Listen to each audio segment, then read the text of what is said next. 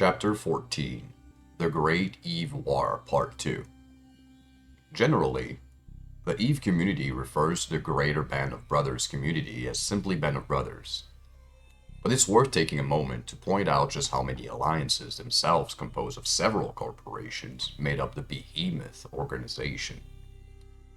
The Greater Band of Brothers community was Axiom Empire, Aftermath Alliance, Cult of War, Corellum Syndicate, Digital Renegades, Executive Outcomes, Exuro Mortis, Fallen Souls, Fatal Alliance, Firmus Ixion, Mercenary Coalition, M. Pyre, Red Moon Federation, Rise, Southern Connection, Sparta Alliance, Terror in the System, Vigilance Infinitus, Xelas Alliance, You What, and Band of Brothers.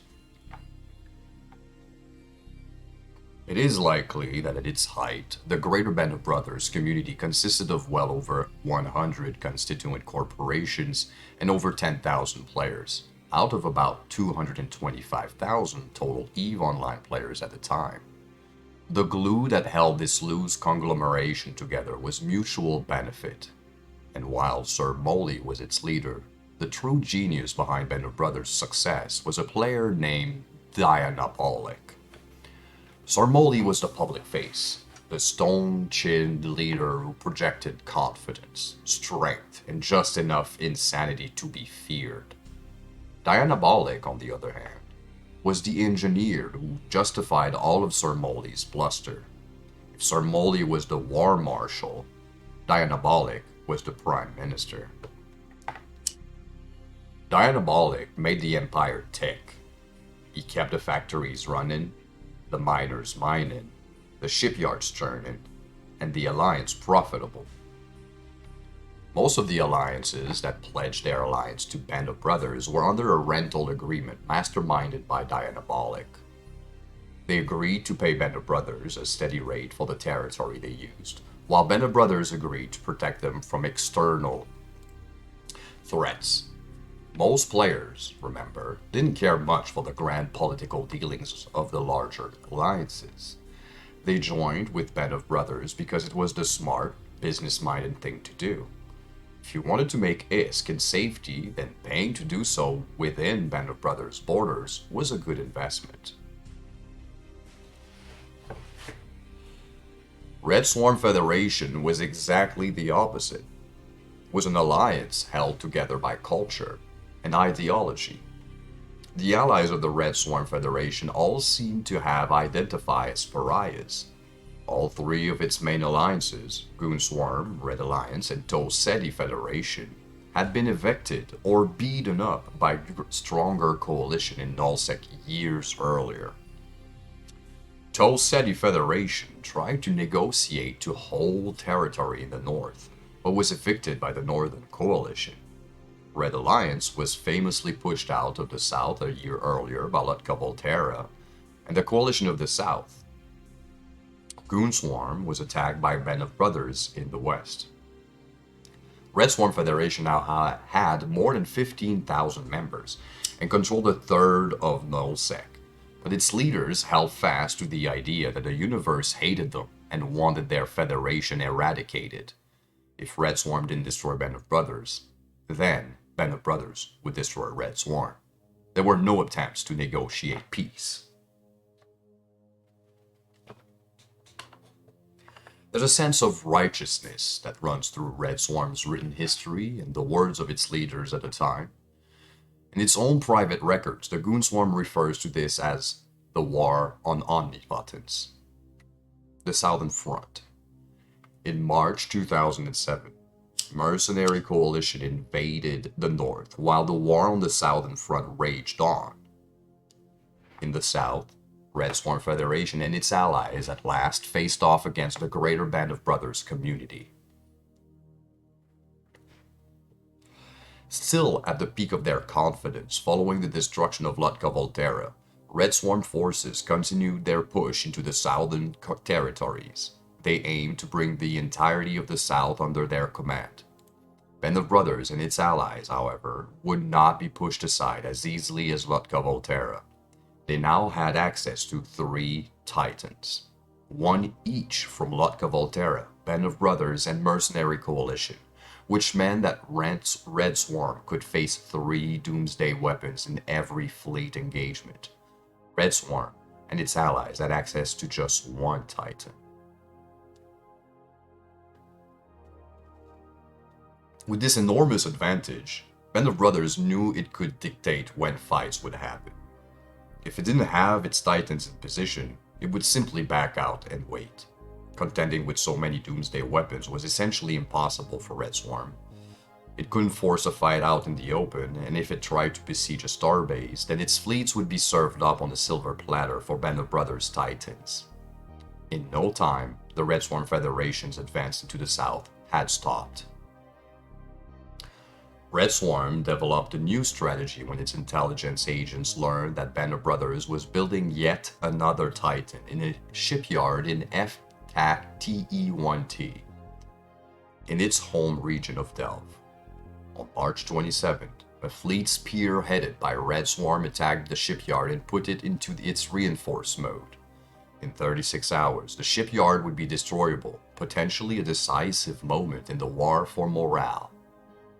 If a shipyard could be destroyed in Delve, the most heavily fortified position in all of New Eden, it would be a crushing blow. All of EVE Online would recognize that victory against Band of Brothers was achievable, maybe even guaranteed. Just as hundreds of interlopers jumped onto the Red Swarm Federation bandwagon when they want to deal the killing blow to Lotka Volterra, a host of new allies would undoubtedly join the cause against Band of Brothers. The impending battle was billed as the fight of the year. In the forum post, Sir Molly gave an estimate of the forces at Northern Coalition, Red Swarm Federation, and Against All Authorities, AAA, was the one major Russian faction apart from Red Alliance, but in this case they were allied toward the same cause, would bring to bear against its defense in Delve. He said, we are expecting 200 to 300 capital ships total, anywhere from 2 to 7 Titans, 5 to 25 motherships, and 5 to 10 support fleets, and the number of at least 100 each. He wrote, whatever goes down, it will be written into history. The reply came, and it was saying, wow, not far off. And what are you guys bringing? Said Tolan of the Red Swarm Fleet Commander seat. Sir Molly's reply was only 2 words. Our balls. The April Fool's Day Massacre. The battle was fought on March 29, 2007. Deep in the heart of Band of Brothers territory, rather than committing to a slow march through Band of Brothers region, the invading Red Swarm forces set out to cut the head of the snake. They wanted to break Band of Brothers in a single glorious victory. Red Swarm showed up with an enormous fleet of 190 dreadnoughts, 250 carriers, 1 Titan, and hundreds of battleships and support ships equipped for everything from electronic warfare, scrambling enemy systems, to ship replacement and repairs. It fought its way into the system with suicide squads of ships that were sent to sacrifice themselves to the defenders while the rest of the fleet got into position. The first suicide ship to arrive in system was a Revelation-class dreadnought flown by Tyrax Thork, the leader of Interstellar Alcohol Conglomerate. For 5 minutes, he and other suicide ships absorbed a torrent of enemy fire as they distracted Band of Brothers and got the rest of the fleet into position. Band of Brothers had committed everything to the defense of the shipyard orbiting Moon 1, Planet 6, Star System FTAC-T, where Red Swarm believed the next Titan was being constructed. And it all came down to this moment. The Red Swarm and allied fleets were in position and began their siege on the shipyard. Red Swarm's dreadnought pilots got into position and put their ships into the immobilized siege mode state. Huge laser cannons, larger than some entire ships, slowly slid out from the hull of the Red Swarm siege engines, and in the silence of space, let loose enormous, rippling laser charges onto the shields of the shipyard.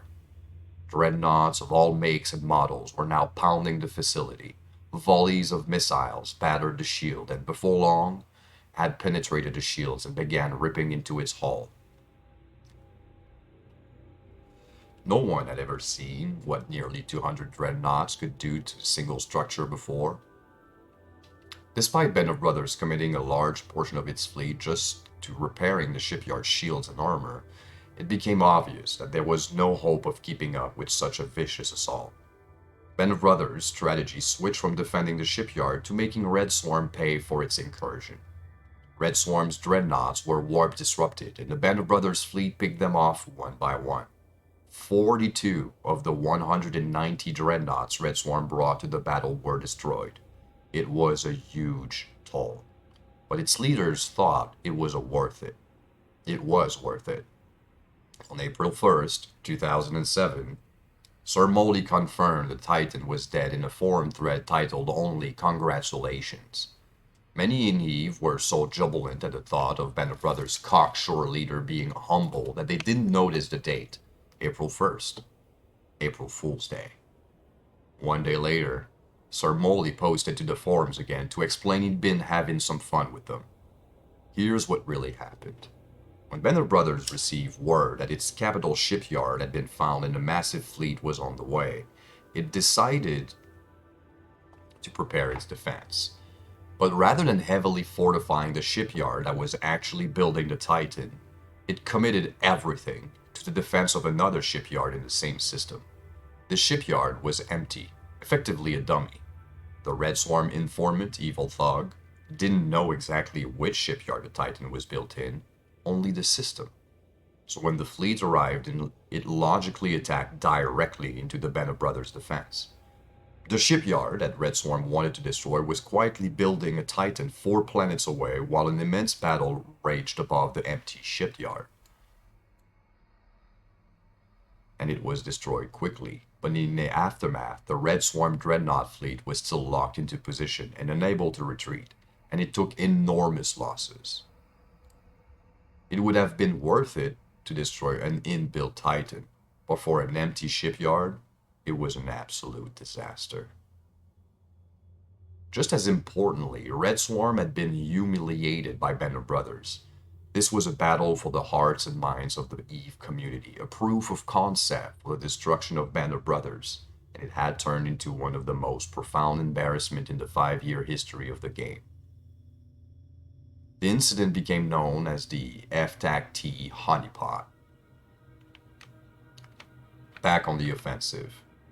The terrifying Red Swarm bulldozer that had pushed through the region of Great Wildlands, Innsmother, Kosh, Scalding Pass, Detorid, Wicked Creek, Immensia, and Omist was now stopped in its tracks. Where bluster and exultation were once the predominant sounds in its fleet communication, frustration and discouragement marked a new attitude. You can imagine the fear that must have set in at this time. Band of Brothers was said to be invincible, so much so that its enemies accused it of colliding in shady backrooms with CCP games to maintain its grip on power. Now it was stampeding in the north and proving invulnerable to invasion in the south. Red Swarm Federation began to wonder if it had picked an unwinnable fight. The forces arrayed against the Band of Brothers coalition were immense. All the great powers of a new Eden had set their sights on the destruction of Bob, and Band of Brothers was proving up to the task.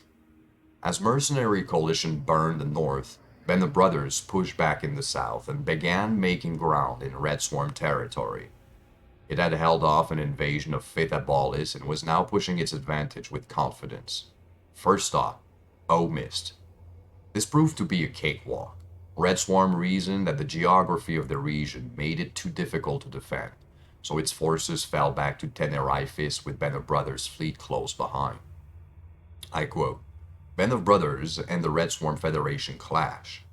The RSF fell back. Band of Brothers stepped forward and claimed sovereignty over another region of Nullsec.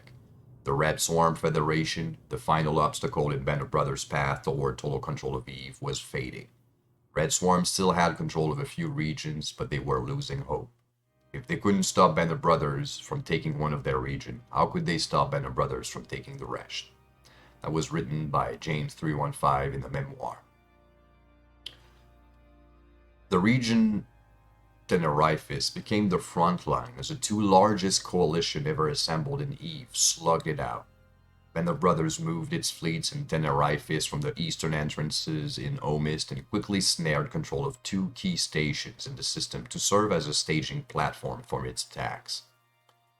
The history of Eve shows that once an attacker has a foothold in the region, its odds of success go up dramatically. The taking of the first two stations in Tenerifis was a great victory for Band of Brothers, and it was hungry for more. Band of Brothers' forces moved to conquer more of the region, but Red Swarm defenses stopped them in their tracks. The Red Swarm defense proved incredibly tenacious, and for 3 weeks it battled to hold back the invasion. While Tenerifis was locked in stalemate, allies of Red Swarm were landing harassment attacks behind enemy lines to disrupt Band of Brothers' production operations. Its industry and mining efforts in Fethabalis were under constant attack by Against All authorities. Red Swarm's leaders knew that all they needed to do was stand their ground long enough for Against All authorities to burn Fethabalis down. A Red Swarm ally, Interstellar Alcohol Conglomerate, took the fight to the Band of Brothers coalition in Aquarius, attacking Firmus Ikshan and other Band of Brothers allies. The plan was to hurt the industrial war machine that powered Band of Brothers' success by disrupting its logistics and preventing players from making money. The Northern Coalition was still here too. While recovering from the wound they were dealt in the north, their attack fleets were still able to hurt Band of Brothers deep in its territory. The stalemate persisted in Tenerifis outside the factory in the system of 9-TAC-9-8. The good news for Band of Brothers was that the war in the north was over and Mercenary Coalition was now free to aid the Southern Front. It would stay behind enemy lines to fight off the harassment incursions by Interstellar Alcohol Conglomerate and the Northern Coalition while the hammer of Band of Brothers' main fleet continued to strike Tenerifis. Things got worse for Red Swarm Federation. Goon Swarm leader Remedial had deemed it was time to step down. He had led Goon Swarm since its founding, but now he was leaving the game due to unspecified real-life commitments. He appointed Goon Swarm spy master, the Mittani, to take his place. This was a bizarre move. The Mittani had privately declared he didn't want to take that role, as he didn't feel he was ready to take the top job. Some people in Goon Swarm believe Remedial was handing off the reins of leadership right before the alliance's collapse, so he wouldn't be held responsible. And the Mittani agreed. I quote, Remedial, the Goon's founder and longtime leader, decided to quit the game. He was convinced that Bob could not be stopped and that Eve was essentially over. Remedial transferred leadership of the Goons to the Mittani, but before Remedial left, he gave the Mittani his plan for how the Goons who didn't quit the game might still find some fun. Unanchor all remaining sovereignty-claiming structures, pack their bags, cede the Goon regions to Bob, and move across the galaxy to NPC space to mess around. Had the surrender of the Goon regions taken place, the RSF would have been crippled. Combined, the three powers of the Red Swarm Federation had not been able to stop Bob. Without the Swarm, their chances of continued survival would have gone from bad to zero, and with that, all Eve would belong to Bob. For those who did not play Eve at the time, it is difficult to fully comprehend just how powerful Bob had become. No other alliance has come close to its dominance of the game. Bob and its pets controlled a majority of the galaxy. Its leadership came from players who had been in Eve from the beginning, some from even the beta. Its core was comprised of the oldest and most successful PvP alliances. It had never lost a war. Ever. James 315, Goon Swarm historian on July 1st, 2012. As the Mittani took office, he recited his first State of the Goonian address. No transcript of the speech survives. There's only one audio log, and it's heavily edited. The first sentence of the speech is clear, though. My fellow goons, Goon Swarm is in a crisis. Shortly after the Mittani began his reign, things went sour. Another scandal struck EVE Online, alleging that developers within CCP Games were aiding Band of Brothers. People alleged that CCP developers within Band of Brothers were abusing their developer abilities to see what other alliances were building inside their private shipyards. These accusations proved to be hyperbolic. The worst that was ever proven was that Band of Brothers members may have been able to get glitches and bugs fixed faster than other alliances because of their connection at CCP. Not everyone believed the worst allegations were false, though. The Mittani spread the word about the alleged impropriety all over the internet in early social networking sites like Dig and Slashdot. The result was havoc, as the CCP forums were flooded with outsiders and angry rioters, ultimately crashing the EVE Online forums for a brief time. A reporter from the video game website 10 Ton Hammer asked CCP's chief marketing officer Magnus Bergson about the unrest and why Goonswarm members would attack developers on their favorite game. I quote, "They refuse to admit that they are losing to another alliance. The only explanation they can figure out is that those guys are cheating.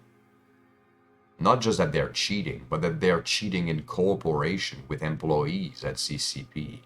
That seems to be the only logical explanation that they are coming up with." End quote. When CCP posted its official reply to the madness, it hinted that the massive unrest caused by Goonswarm could be defined as an attack on CCP Games, which could potentially carry legal consequences for the organizer of the posting campaign. I quote, "Since last Friday, an unnamed corporation posted over 4,000 times on EVE messages boards concerning these allegations. In addition, 1,046 posts were made on dig.com, 235 comments were added on Slashdot, and made multiple EVE-related edits on Wikipedia. Each of these sites was hit within a few hours of each other, at the start of a 3-day Memorial Day weekend in the US and a 3-day weekend in Iceland, all referencing unfounded allegations, now proven to be false, that occurred 3 weeks ago or longer. The volume and timing of these near simultaneous references is no coincidence. We were the target of a carefully constructed and well-timed social engineering effort by one of the largest player groups in our community. The intention? To undermine EVE Online and the credibility of CCP Games. More specifically, the objective of this scheme was to permanently paint CCP as a biased and corrupt company that favors a select group of players over the rest of our community. In this particular case, instead of receiving notification of a possible problem in sufficient time to examine and address it, we faced a coordinated and hostile attack executed on our forums, Dig, Wikipedia, Slashdot, and other outlets at the beginning of a 3-day weekend. We believe that this speaks volume of the intention of the persons responsible for orchestrating the scheme. Verification of this can be readily found on the forums of the people responsible, or at least could the last time we looked. Claims that the goal of this effort was to expose corruption within the company cannot be taken seriously. They are simply a smokescreen intended to mobilize and use the EVE community against CCP. There is no evidence to support the claim of information sent to CCP concerning internal corruption and wrongdoings on the part of our employees is being systematically suppressed. The fact that this attack took place over a holiday weekend was especially revealing of motive, which we believe was specifically by design to ensure that CCP would not be able to react as fast and efficiently as we would under normal circumstances. The allegations investigated above by this Internal Affairs Department will also be examined by our legal resources, as we do not intend to sit idly by while our servers, community, and reputations are under attack. End quote. Written by CCP Arcanon in an official company post on the EVE Online development blog on May 29, 2007. This reportedly spooked the Mittani. Some say he feared for his career as a Washington, D.C. lawyer. He says he simply lost the will to fight this battle just to hold on to a leadership position he never asked for. He stepped down as CEO of Goon Swarm and went back to leading its spy network. An ordinary alliance would have collapsed under the stress of this unbroken string of bad news. It's interesting to consider why a Red Swarm Federation was able to survive the embarrassment of the FTAC-T honeypot, as well as a massive invasion to their territory followed immediately by the resignation of two leaders. Ordinarily, the morale effects of these events occurring so close together would be enough to cause an alliance to collapse from within. Certainly, that was the case with Ascendant Frontier in the year prior. However, Red Swarm Federation was no ordinary alliance. It had already been proven that the Russian alliances refuses to quit or to bow to an adversary, and the Goons brought another layer of resilience to the coalition. To become a member of the Goon Swarm in these days, you had to be a known member of the SomethingAwful.com community. The players of Goon Swarm had a social tie that predated their alliance in EVE. To them, they were Goons first and EVE players second. Whatever happened to the Goon Swarm alliance was a secondary concern to simply being Goons and playing together. It's a social bond that is unique in EVE history, and is undoubtedly responsible for keeping the membership focused during a very difficult time. Hold Tenerife. Power vacuums like the one in Red Swarm Federation had destroyed alliances in the past, and it was very bad news for this happening just as Banner Brothers started pounding on Tenerife. Red Swarm's front door. Leadership passed to a player named Sesfon Claw, a widely respected fleet commander. Claw's appointment to the position of CEO had a calming effect. For all of the Goons' claims that they didn't take the game seriously, by now it was clear their alliance had a deep bench when it came to leadership potential. This is common when examining the structure of Goon Swarm and its players. One of the most common traits in the Goons I spoke to for this book was that they seemed to almost hide their intelligence. When speaking of their time in EVE, they'll spend more time talking about their best pranks and jokes than talking about their brilliant tactical maneuvers or social engineering prowess. Though they often publicly played with the part of fool, it has historically been fatal for any enemy to consider them foolish. Certainly, their conquering of the Southeast up to this point was evidence that they were doing something right. According to Goon Swarm's history of events, Sesfon Claw was a work-in-the-trenches, no-nonsense fleet commander. He was seen as a sensible wartime leader to help but put Red Swarm back on track. I tried to contact the player behind Claw for an interview for this book, but he wasn't able to be contacted. Stability and leadership aside, many doubted that Red Swarm had the funding to continue a war on this scale. Unlike Banner Brothers, Red Swarm didn't have a massive military-industrial complex propping up its war efforts. Many Goon members began to sense that the alliance would soon crumble under the weight of internal drama and external invasion. Constant fighting plagued the region of Tenerife and became one of the bloodiest territories in the game's history, until one day in early June, when everything changed. CCP Games introduced a new feature designed to reduce the undominable power of Titan ships by making them susceptible to warp scramblers and electronic jamming. Ships that were specifically outfitted to disrupt adversaries would now be able to lock down and disable Titans. Alright. Enjoy the band, friend.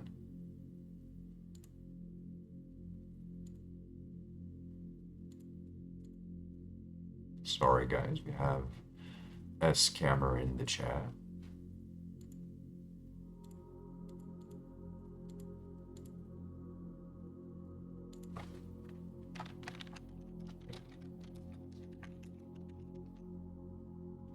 Here we go.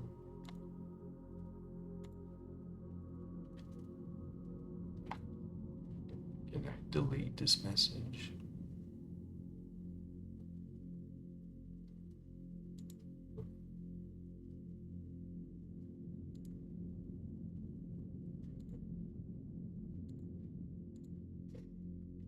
we go. One band.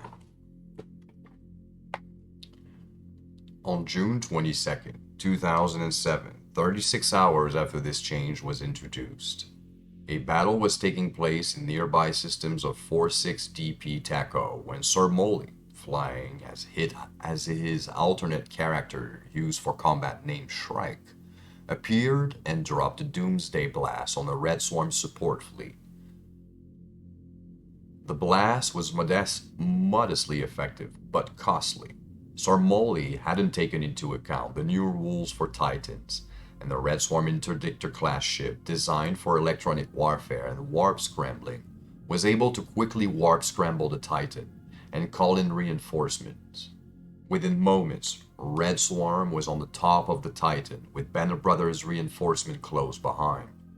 Every available pilot was called to hurry to the battle.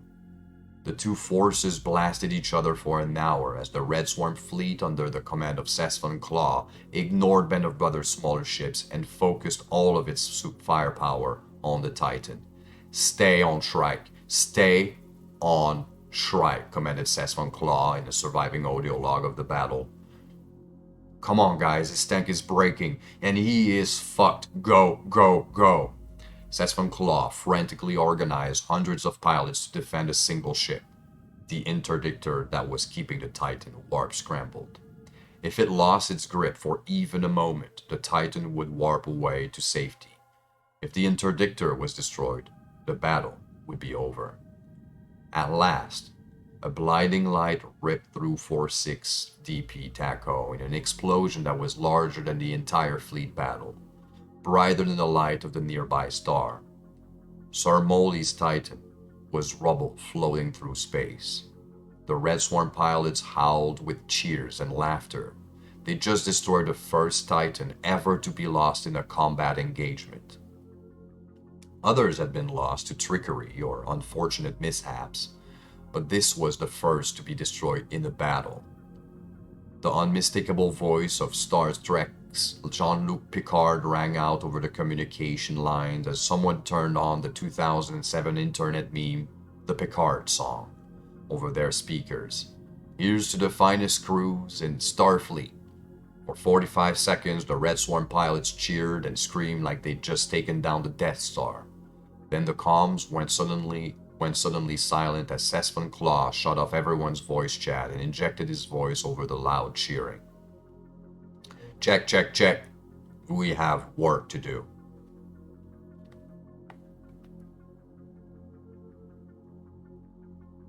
Hey man, Qualkus, yeah?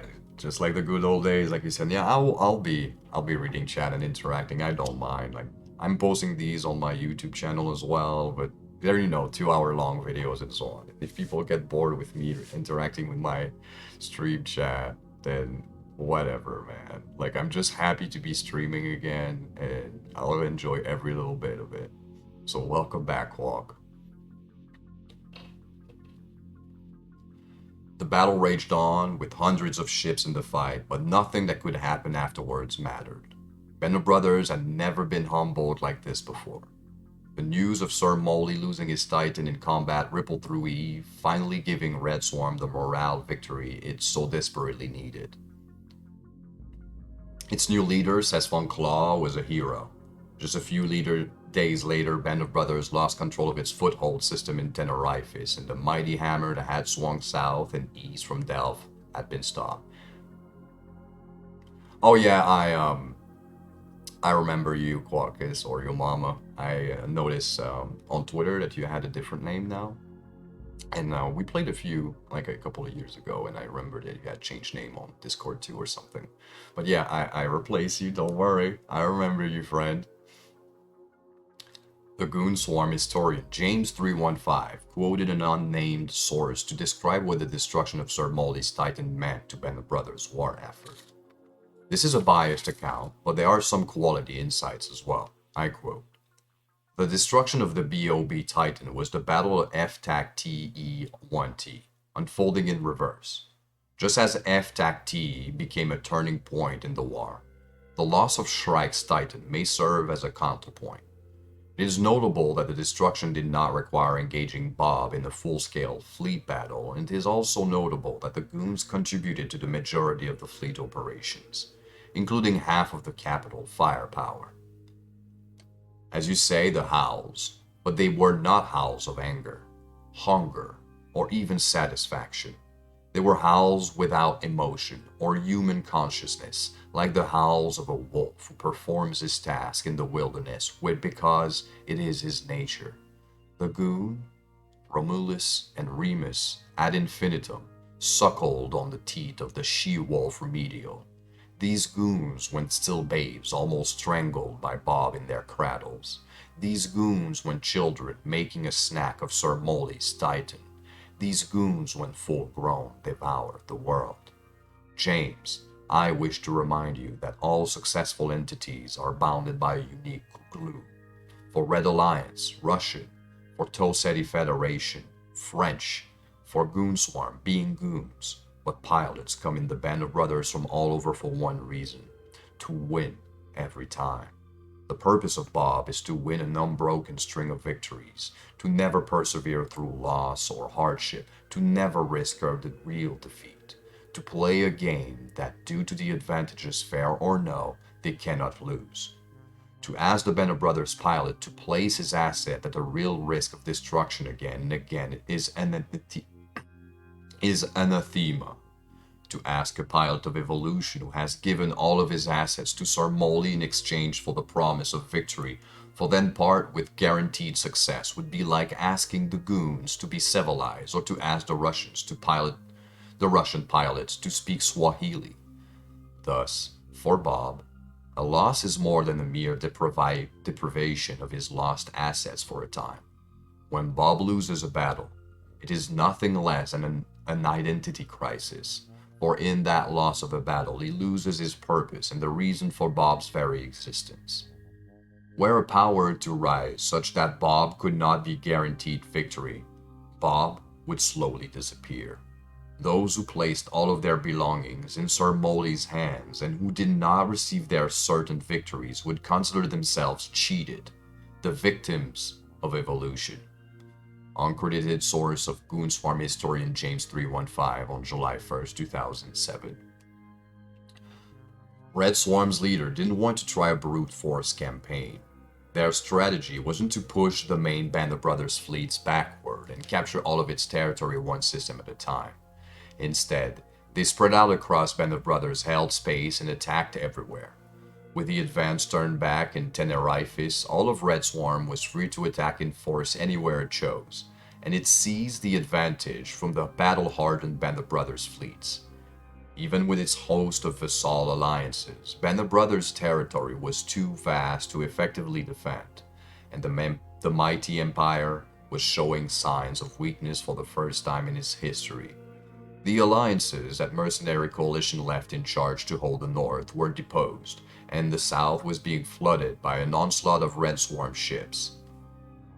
I quote, every single station we had in every single territory we had was under attack by someone, said Sir Molly in 2014. 24 hours a day, members of the Band of Brothers coalition were putting out fires in multiple locations throughout their history. People of Rise. As it began to make headway in this war, Red Swarm Federation planned large-scale propaganda campaigns designed to rip apart the greater Band of Brothers community. The vassal alliances of Band of Brothers were promised military support from Band of Brothers' main fleets if they ever came under attack, but they had no guarantees. They had to trust that Band of Brothers would live up to the agreement and show up in their hour of need. Goon Swarm seeded doubt, trying to convince these vassals that Band of Brothers was only interested in their taxes and never intended to safeguard their territory. The most famous of these propaganda campaigns was Goon Swarm's People of Rise campaign. One Goon Swarm pilot who went by Roy of CA, his name was Roy and he was from California, would endlessly fly through Band of Brothers held Fatabalis and spout propaganda at the citizens of that region who belonged to Rise, a Band of Brothers ally.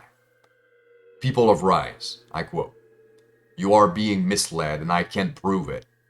The war is going badly for the Band of Brothers. Rise.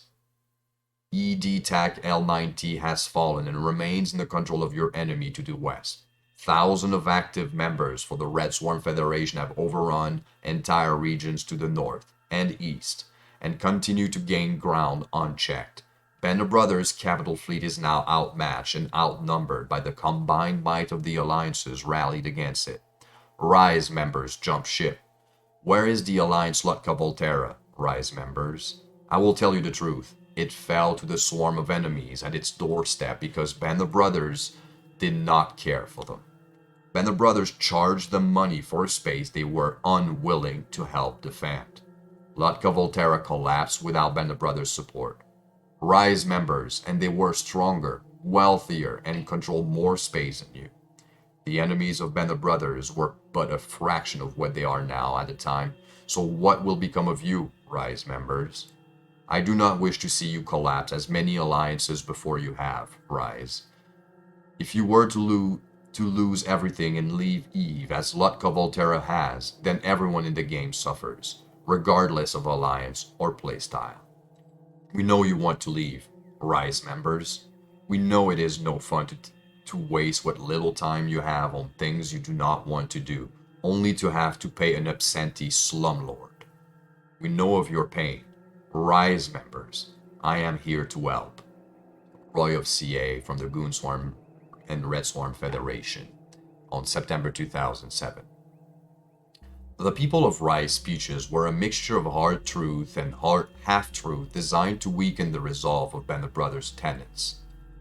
Red Swarm knew Fate Abyssal was the next stop pushing Band of Brothers out of Tenerife and Omis because it represented the straightest possible path directly into the heart of Band of Brothers' empire. Red Swarm wanted to soften Rise's membership however possible. While Roy of CA jabbed at its morale, Sesvan Claw prepared a knockout blow for Fate Abyssal, the Eye of Terror. In Tenerife, Red Swarm was building a series of warp gate jump bridges that would allow it to bypass the long route from its main station to Fate Abyssal.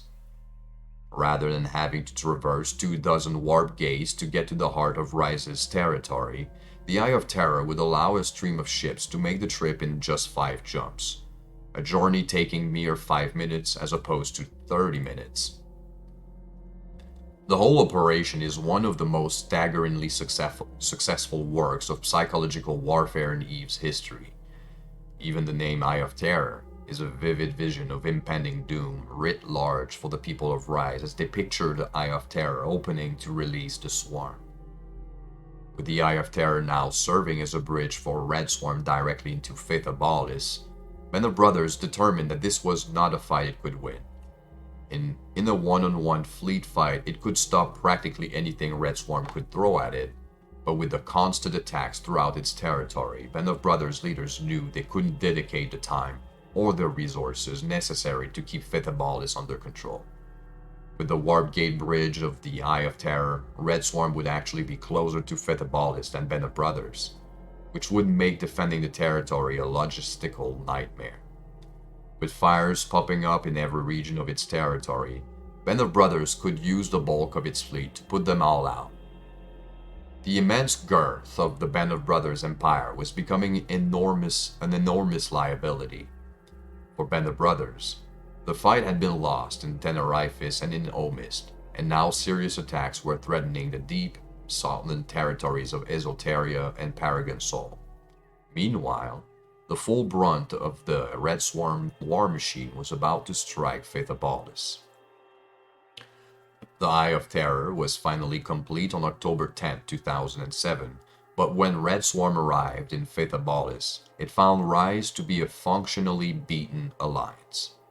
Its pilots could not contend with the might of the Red Swarm Federation, and no reinforcement were coming to help. The prophecy of Roy of CA had come true. Red Swarm had arrived and Band of Brothers' defense fleets were nowhere to be found. Sir Molly and Dianabolic had made the call. All Band of Brothers allies still loyal to the Empire should abandon their space and consolidate their forces in what Sir Molly had begun calling Fortress Delve.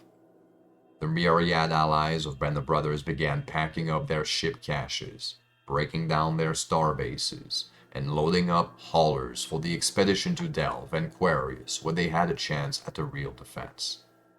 The Goon Swarm intelligence agency had gotten wind of the retreat, however, and used this as a chance to take advantage of the disarrayed Band of Brothers. Its spies relayed information about the flight plans of the massive freighters which would be carrying billions of ISK in supplies, star bases, and ships. Several of these freighters were picked off by Red Swarm Black Ops team operating behind enemy lines. Band of Brothers was large enough that it wasn't ruined by the losses, but they certainly didn't help it turn around the war. The very next day, Red Swarm released a propaganda video and tried to control the way the EVE universe saw the Bob retreat. They wanted people to see this as a popular uprising. From the moment we entered existence and set out our controls for a greater future, our very present had been villainized. We have been called a virus and a disease, a cancer of the EVE universe. We began as no such thing. But after a legacy of harassment from these calling themselves the Alliance, that is what we have become. We now exist to spread the infection. Those who surrender and run will be forgotten. Those who take on to our side will be rewarded. Those who stand and fight will be invaded.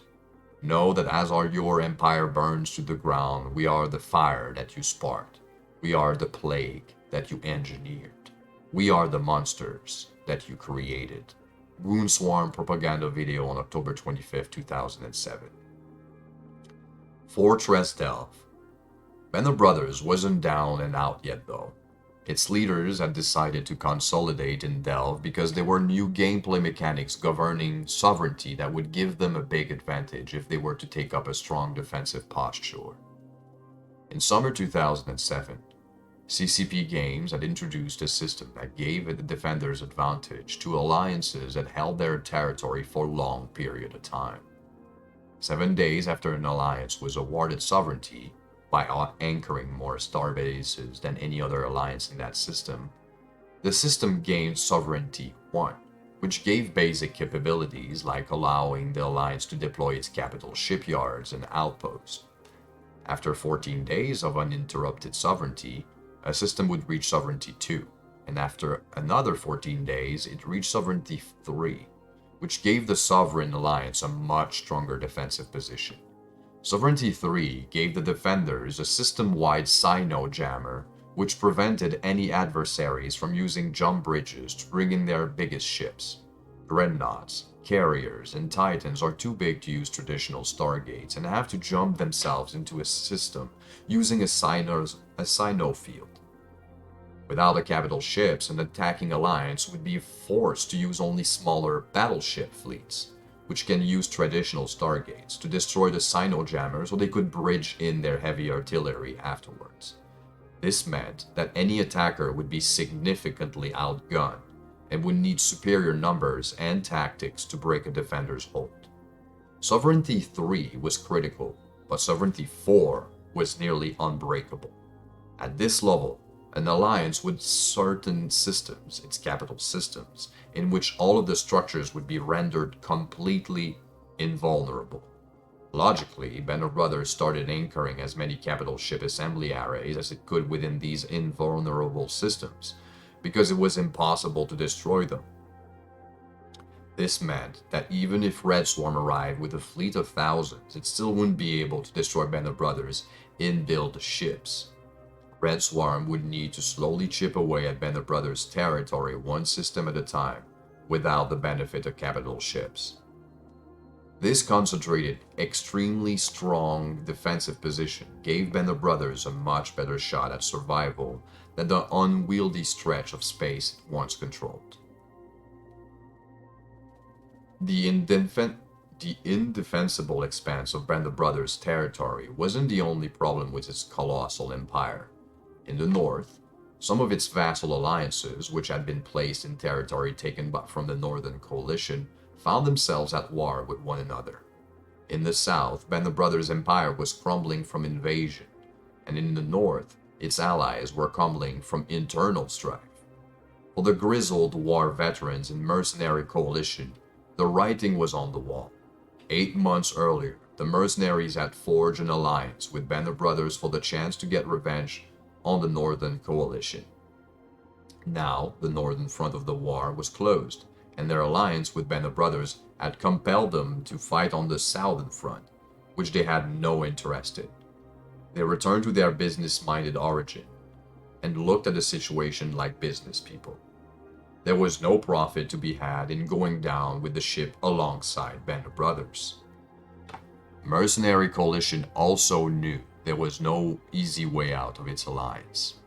It had made a lot of enemies, and its home was right next door to Banner Brothers' home region of Delve. Beyond that, Goonswarm's lead diplomat, Vile Rat, had made contact with Mercenary Coalition's leader Celine over the preceding months. According to Celine, meeting Vile Rat helped put a friendly face on Red Swarm Federation, and Celine believed that if Mercenary Coalition was to break off its alliance with Banner Brothers now, then it might not be bothered if Red Swarm destroyed Banner Brothers.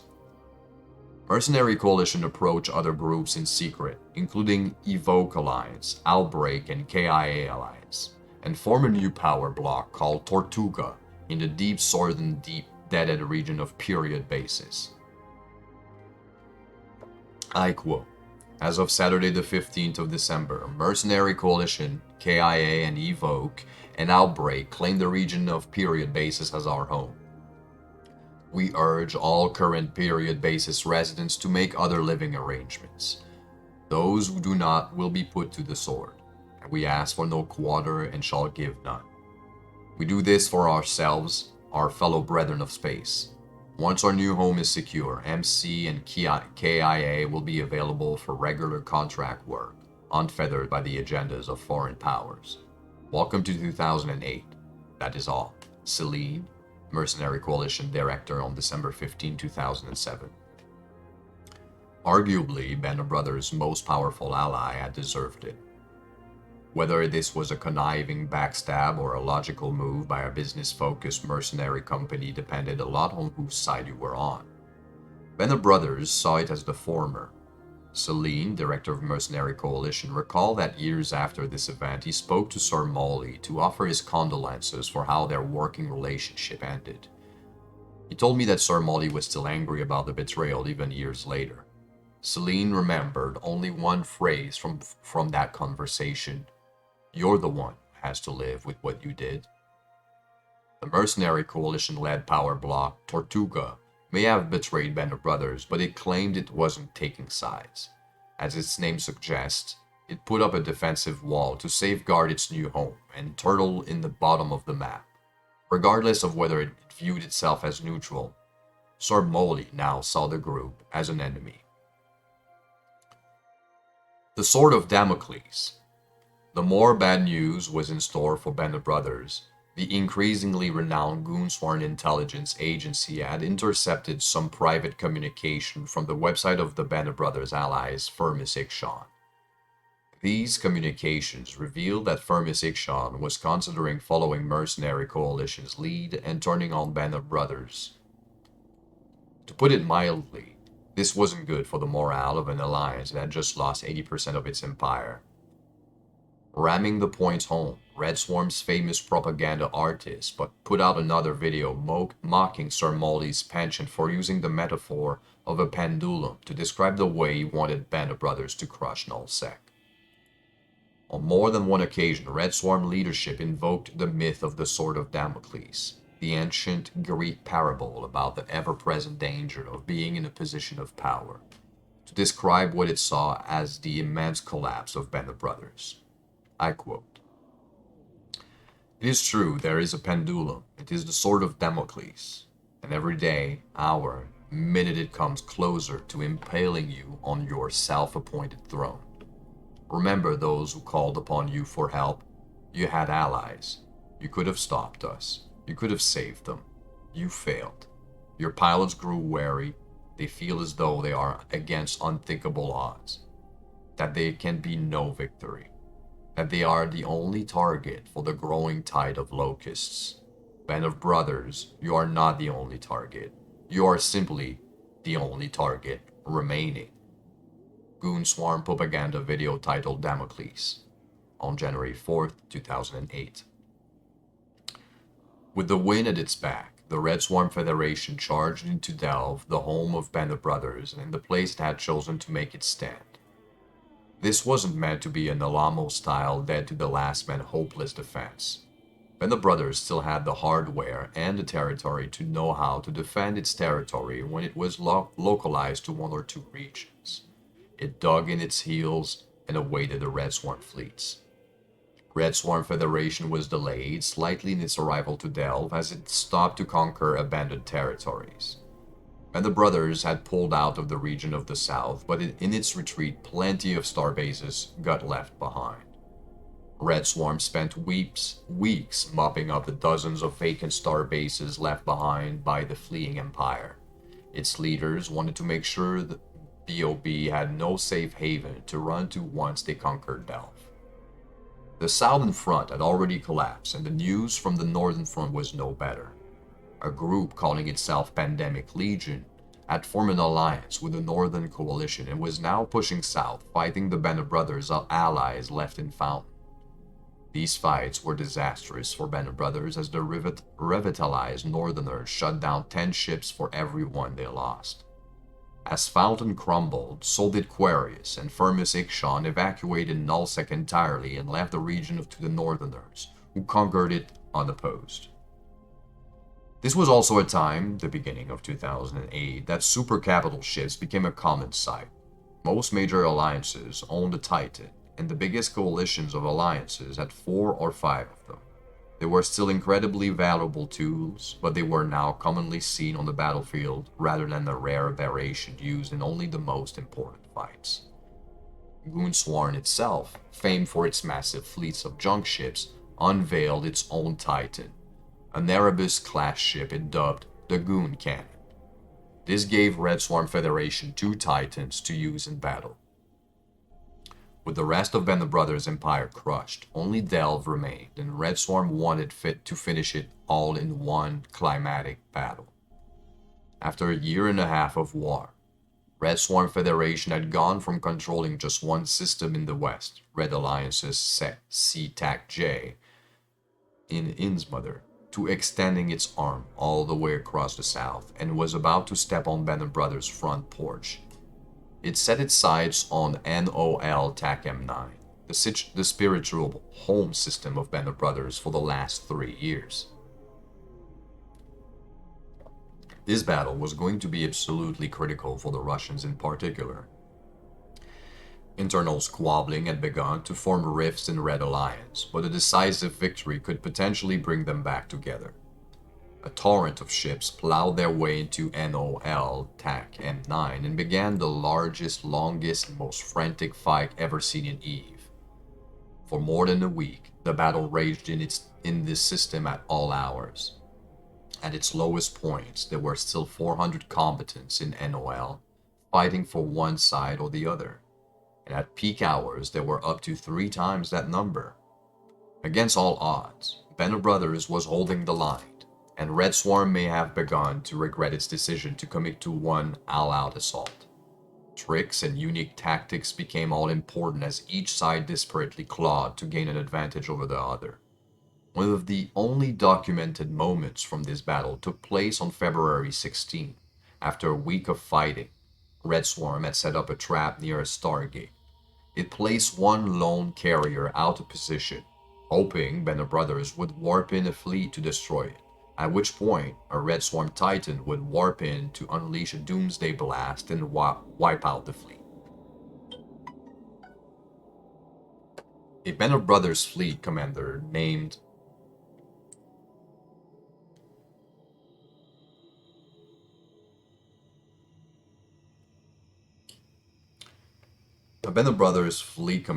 TWD smelled the trap. He sent in just half of the fleet accompanied by a group of extremely well-armored support ships designed specifically to survive doomsday blasts. As expected, when the fleet arrived, the Titan appeared and wrecked it with a doomsday. What TWD didn't expect was the second Titan that arrived with yet another doomsday. One Band of Brothers ship was left standing.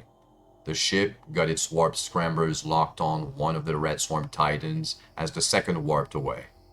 TWD ordered the entire fleet to jump in on the scrambled Titan. Without sufficient backup, the Red Swarm Titan was destroyed. That Titan had belonged to Red Alliance, and its loss drove the Russians off the battlefield. They had been struggling internally with messy politics and low morale, and the loss of one of their only Titans was the last push many leaders within Red Alliance needed to call off the fight and leave the main front in Delve. They packed up their ships and headed back to the east, leaving Goonswar to fight alone. This situation repeated itself a few days later as the Northerners lost an expensive Nyx-class mothership. All the while, Band of Brothers' morale was lifting after months of being pushed to the brink. The Northerners had abandoned the front in Delve as well, and suddenly Goonswarm was fading Band of Brothers alone, trying to dislodge it from Nullsec for good. The fighting in Delve was so fierce that it's impossible tale to retell with full accuracy. There were very few standout moments to give shape to the round-the-clock conflict. For weeks on end, the pilots of each side would log in, report to a fleet commander, and fight wherever they were needed. There was no downtime. In Delve and Quarius, there was nothing but war between thousands of players. It's impossible to give adequate description to this formless, endless battle except to say that it will likely never be duplicated ever again in EVE's history. The raw emotion to equal this battle's ferocity would be difficult to duplicate, but the game's mechanics also likely wouldn't allow for it. In modern EVE, major battles are comparatively flash in the pan. The modern game skews towards long individual fights in which everything is decided in one epic 8-hour confrontation fought with such ferocity that it can't be sustained for very long. Holding Delve. By now, Band of Brothers had accumulated 8 Titans, and this final defense of Delve, it used every one of them. There was nothing Goonsworn could do by itself against the absurdity of 8 Doomsday Blasts in every battle. More if the battle lasted over an hour, which is roughly how long it took for the Doomsday to reload. Band of Brothers had full sovereignty over the region, which meant Goonswarm couldn't even use its largest ships. It needed to warp in large fleets of comparatively small battleships to try to wrest control of a system away from Band of Brothers. But with the massive number of Titans at Bob's disposal, there was little that battleships could do to conquer Delve, and it was rare that Goonswarm was able to use its best ships. Goonswarm now also faced a problem similar to what Band of Brothers had confronted. It controlled too much territory. While it fought the ultimate war in Delve, the rest of its territory was open to attacks. While smaller alliances, which should have had no business attacking Goonswarm, were able to move in and make themselves comfortable. Goonswarm stood alone against Band of Brothers in Delve. The loss of its allies clearly hurt morale, but its massive numbers ensured it was still up for the fight. On April 15, two sides clashed once again with heavy hardware at stake in the System 319 TAC 3D. Band of Brothers didn't put its Titans in the fight, but it still outnumbered the Goonswarm capital fleet 2-1, with triple the number of dreadnoughts on the field. The Goons decided to engage the fight anyway and were cut to ribbons, losing 18 capital ships in the fray. This Battle of 319 TAC 3D in Delve on April 15, 2008 turned out to be the finale.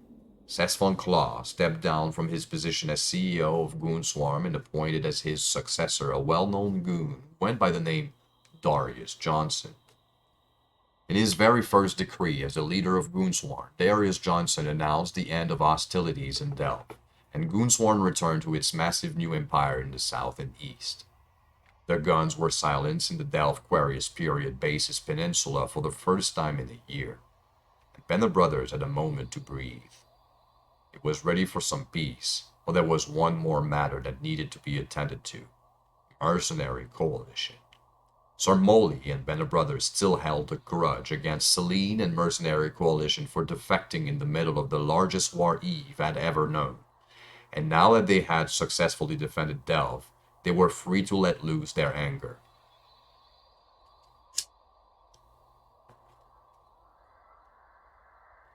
The full force of Band of Brothers came down to mercenary coalition-led Tortuga power block, sweeping it aside with a fury.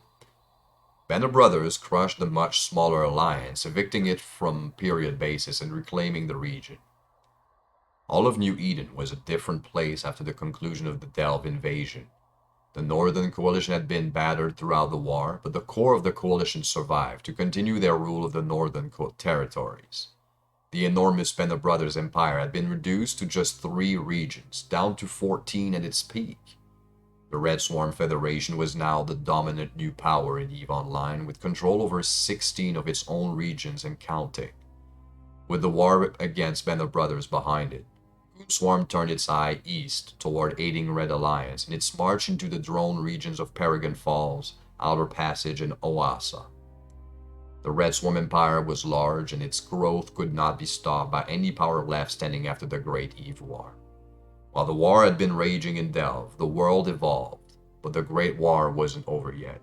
Band of Brothers was still standing, and Sir Molly wanted revenge.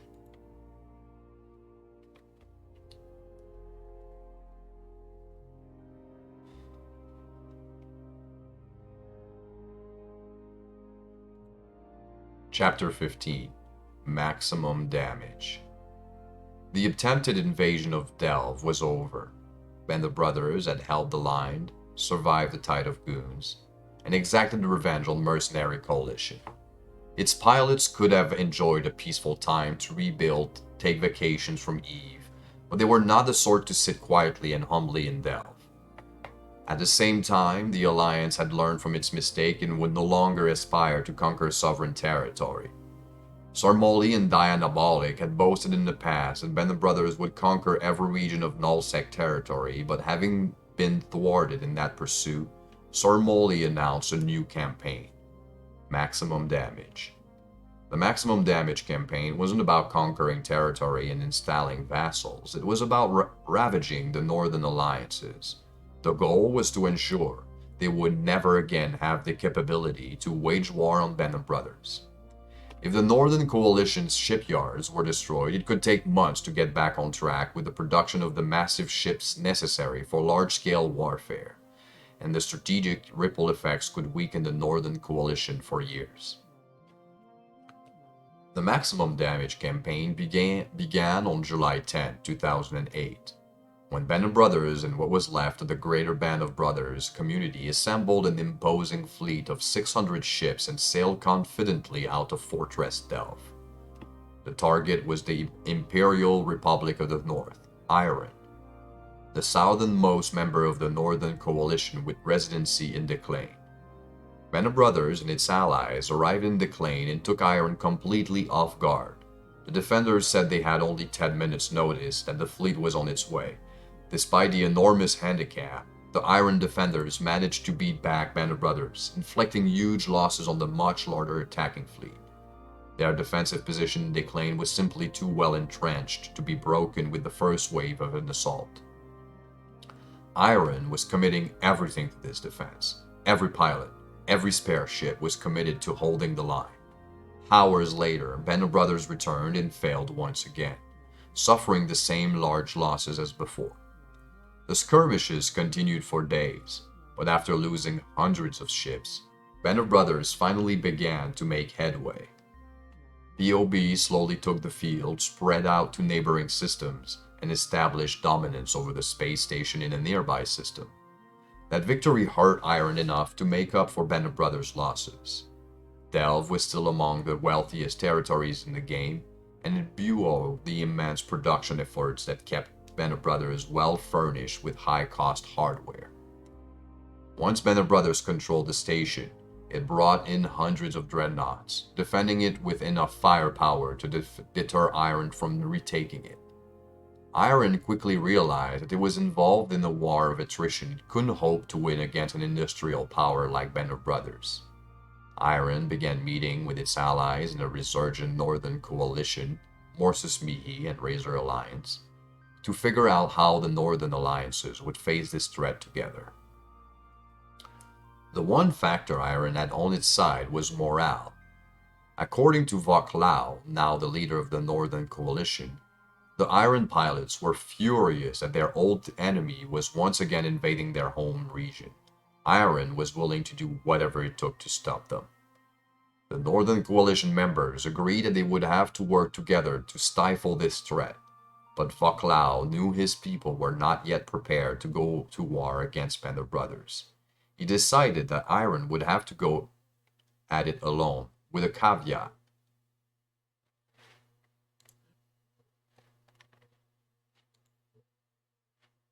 Okay, just a second. We'll start this over. Audible brings your imagination to life Yeah, Audible, man. in unexpected ways. That's great. With so many audiobooks, podcasts, and originals, anything's possible with Would Audible. love to work there. Audible, if you watch this, come on, give me money. All right, where were we at? With a caveat. While Iron did its best to slow the Band of Brothers invasion, the rest of the Northern Coalition would work day in and night, readying itself for war.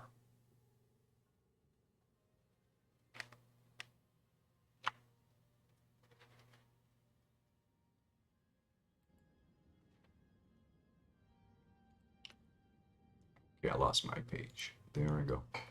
Once Iron could no longer hold back Band of Brothers, it would retreat, and Vauclaw's alliance, Morsis Mihi, one of the leads of Northern Coalition, would offer Iron's pilots refuge within Morsis Mihi's borders in tribute. Then the rest of the Northern Coalition would take over the fight. The Iron pilots returned to the field of battle with a single mission: slow down the invasion. For 6 weeks, Iron fought a battle it was destined to lose, at great cost to Band of Brothers. The clock was ticking, and Band of Brothers wasn't carving through Iron's territory quickly enough. Meanwhile, behind the front line of Declain, the Northern Coalition was building its war machine ship by ship. And then Declain falls, as the Northern Coalition feverishly prepared to hold its end of the bargain. Iron was taking a beating. Not only was it fighting hard against Band of Brothers in the north, but by coincidence, Iron's other holdings far away in the drone regions were under attack by invading Russian alliances. As enemies struck on both sides, Iron eventually folded to the pressure and lost its sovereign territory, becoming a wandering alliance. Iron's heroic defense came with a cost. In the final battle for Declain at VFK TAC 1V, it lost its flagship, Navigator-class Titan. It also ultimately lost most of its former power, as many of its best pilots, not content to be homeless, deserted the Alliance. On August 21st, Banner Brothers finally captured Iron's capital system of VFK. The Northern Coalition had spent the previous month stockpiling enormous reserves of warships, weapons, and ammunition while erecting as many defensive starbases as it could afford. Its pilots remembered what Band of Brothers and Mercenary Coalition had done to them just a year earlier, when the Northern Coalition was still largely a mining and profit-focused group. This time, they would be ready. Under Vauclaw's command, the Northern Coalition was tenacious and utterly unwilling to cede control to Band of Brothers. In a cheeky echo of Sir Molly's own language, Vauclaw started referring to his home as Fortress Tribute. With Declain under its control, Band of Brothers moved quickly to advance on Tribute. It struck hard, dealing incredible damage to the Northern Coalition as both alliances poured everything into the early battles to prevent or ensure a Band of Brothers foothold in Tribute. The first series of battles in Tribute included two of the most destructive battles in Band of Brothers history, as hundreds of Northern Coalition ships were left in rubble. When Band of Brothers members wrote about these days as they happened, they boasted about the enormity of their success so far in the Maximum Damage campaign. I quote, "What will mark this day in history is the lack of losses the greater Band of Brothers community suffered whilst inflicting maximum damage," wrote one Band of Brothers member in the aftermath. In the first years of the game, two decisive victories would often have been all an invader needed to break the back of an enemy alliance. Once the men and women in the defense fleet see evidence that their side is losing, they tend to stop showing up for the fights. People become selfish in the face of what they view as an inevitable defeat, and they see no reason to risk their own ships or waste their own spare time for a futile fight. But after 5 years of conflict, Eve was changing. Many of the feckless pilots who would run away at the second sign of adversity were leaving Nullsec for good. The idea of the pure industrial coalition in Nullsec was becoming an anachronism. Only alliances with the resilience to fight to survive were able to survive the crucible of Nullsec warfare. Vauclaw kept the Northern Coalition's morale high in the face of two staggering defeats. The coalition drew on its huge backlog of ships to absorb the losses, and its deep-seated hatred of Banner Brothers kept its pilots battling. Much to the surprise of Banner Brothers' leaders, who expected the Northern Coalition to fold quickly. Banner Brothers' initial momentum pushed it deep into tribute, allowing it to capture two systems with valuable stations. With growing confidence, it continued onward, its sights set up on nearby 15W Tag JC. But this was where the Northern Coalition drew a line in the sand. It committed its vast reserves of ships to the defense of this one system. The war would be won or lost right here. The Northern Coalition had also recruited a new ally to aid in the front, Pandemic Legion, an outfit of highly skilled mercenary pilots which was becoming a major player in Nullsec. As with Mercenary Coalition before it, if you were going to win a war in Nullsec, you wanted to hire Pandemic Legion, lest your enemy hire it first. Alongside Pandemic Legion, the Northern Coalition threw everything into 15W Tag JC and fought tooth and nail for every move. Banner Brothers could do nothing to gain a foothold. When Banner Brothers moved onward to try its luck in other systems, the Northern Coalition shut it down there as well. Titan down. Shortly into the stage of the invasion on October 26, a large Banner Brothers fleet, including a Titan, two motherships, about 75 dreadnoughts, and several hundred support ships, was massing near a stargate when a Northern Coalition scout found the fleet's location. The scout called in a Titan to unload the Doomsday on it. The massive Doomsday explosion killed much of Banner Brothers' support ships and smaller vessels. The Northern Coalition's own support fleet warped in with electronic warfare ships to scramble and drain power from its enemies, and moments later dozens of Northern Coalition dreadnoughts arrived. The dreadnoughts were warped in directly on top of the disoriented Banner Brothers fleet and loosened their powerful weapon batteries, concentrating all of their firepower on Sir Molly's Titan.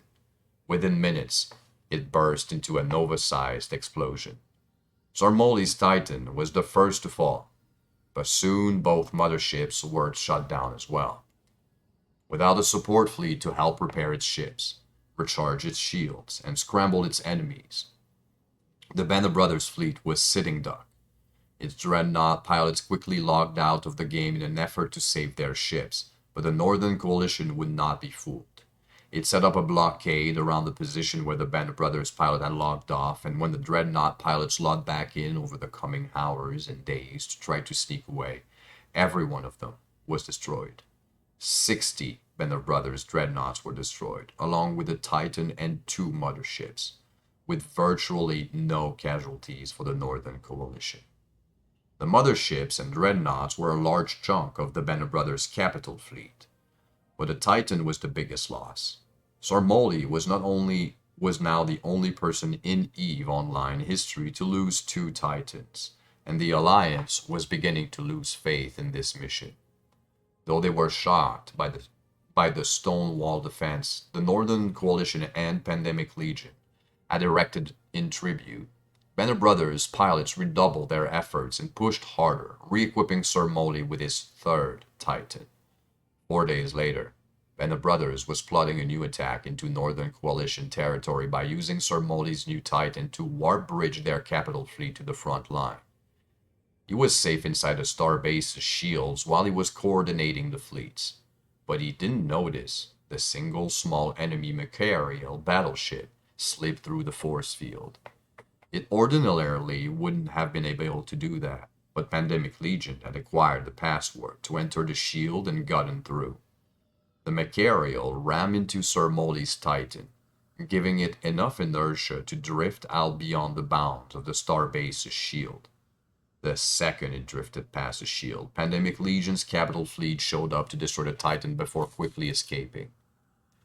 Besides the two smoldering Titans, a toll that would have crippled most other alliances at the time, Band of Brothers had also lost more than 200 dreadnoughts and carriers in the fighting, an embarrassing sum for an alliance reputed for its elite fighting forces.